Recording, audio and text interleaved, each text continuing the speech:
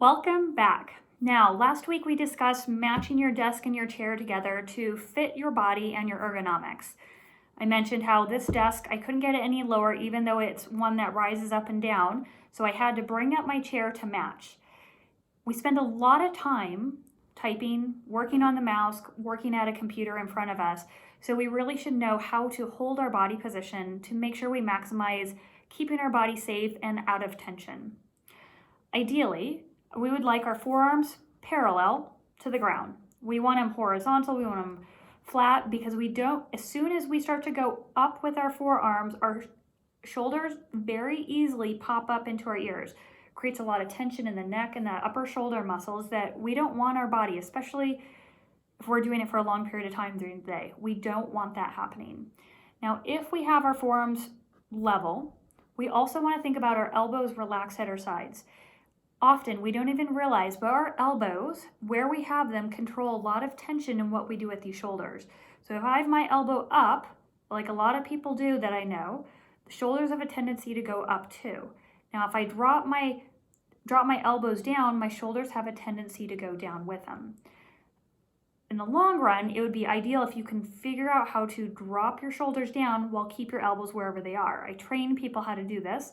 It takes some time and some practice, but in the meantime, if we use our elbows as a guide and have them drop down, so our shoulders drop down, we can then get in a better typing position. Now I have my mouse here. Let me just move that out to the side. And as I'm typing, ideally I want my wrist in a neutral position. I don't want it cocked back like this.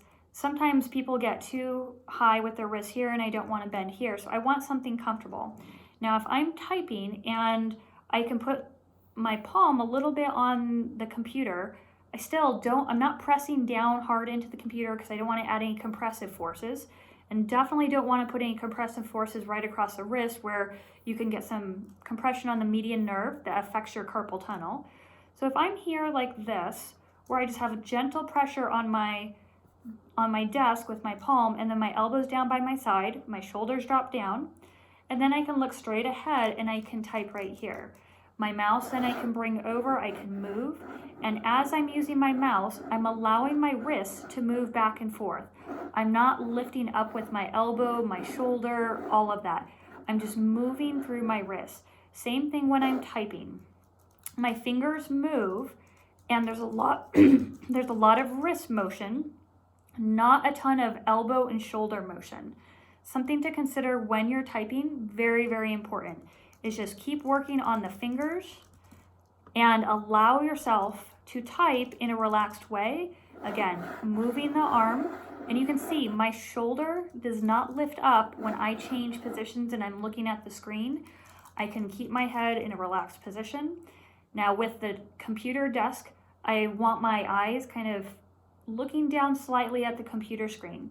I want my eyeballs to be able to look up and to be able to look down, but at the computer screen. And again, as I move around and do things, my shoulder does not lift up.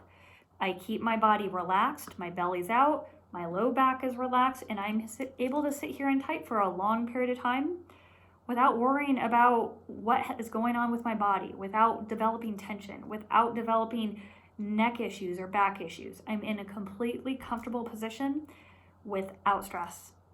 I hope that was helpful. Please try some of these techniques. Let me know how you're doing with them. If you need additional help, reach out to me. Amy at paberinstitute.com. That's PABR Institute.com. Thanks for watching. We'll see you again next week. Bye, guys.